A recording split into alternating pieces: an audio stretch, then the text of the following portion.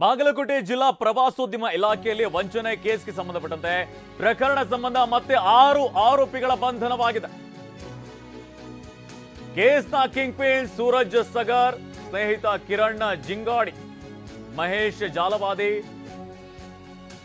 ಶರಣಪ್ಪ ಬಸನಗೌಡರ್, ಅರುಣ್ ನಾಯಕ್, ಪ್ರವೀಣ್ ವೇಟಾಲ್ ಸೇರಿದಂತೆ 6 ಆರೋಪಿಗಳನ್ನು ಬಂಧಿಸಲಾಗಿದೆ. ಇಲಾಖೆ ಖಾತೆಯಿಂದ ಸ್ನೇಹಿತರ ಅಕೌಂಟ್ಗೆ ಹಣ ವರ್ಗಾವಣೆಯನ್ನು ಮಾಡಲಾಗಿದೆ. ಇನ್ನು ಹಣವನ್ನ ವರ್ಗಾವಣೆ ಮಾಡಿ ಸೂರಜ್ ಸಾಗರ್ ನಗದನ್ನ ಪಡೆದುಕೊಂಡಿದ್ದ.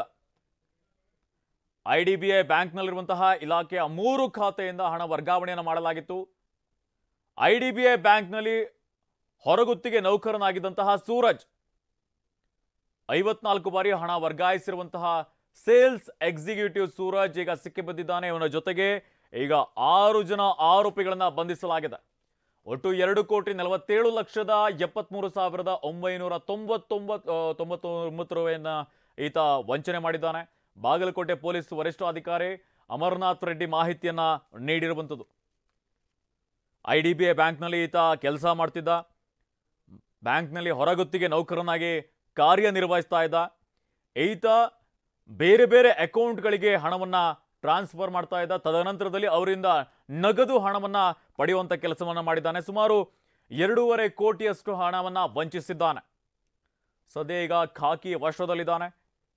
ಇದು ಬಾಗಲಕೋಟೆ ಜಿಲ್ಲಾ ಪ್ರವಾಸೋದ್ಯಮ ಇಲಾಖೆಯಲ್ಲಿ ನಡೆದಿರುವಂತಹ ವಂಚನೆ. ಇದು ಈಗ ಸದ್ಯ ಪ್ರಕರಣ ಸಂಬಂಧ 6 ಜನ ಆರೋಪಿಗಳನ್ನ ಬಂಧಿಸಲಾಗಿದೆ. ಕೇಸ್ನ ಕಿಂಗ್ ಪಿನ್ ಸೂರಜ್ ಸಗರ್, ಸ್ನೇಹಿತ ಕಿರಣ್ ಜಿಂಗಾಡಿ, ಮಹೇಶ್ ಜಾಲವಾದಿ, ಶರಣಪ್ಪ ಬಸನಗೌಡರ್, ಅರುಣ್ ನಾಯಕ್, ಪ್ರವೀಣ್ ವೇಟಾಲ್ ಸೇರಿದಂತೆ 6 ಆರೋಪಿಗಳನ್ನ ಬಂಧಿಸುವಂತ ಕೆಲಸವನ್ನು ಮಾಡಿದ್ದಾರೆ.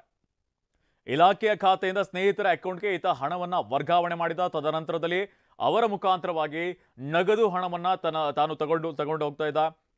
ಇದು ಈ ಅಕ್ರಮ ಗೊತ್ತಾಗಿದೆ. ಪೊಲೀಸರು 6 ಜನ ಆರೋಪಿಗಳನ್ನ ಈಗ ಬಂಧಿಸಿದ್ದಾರೆ.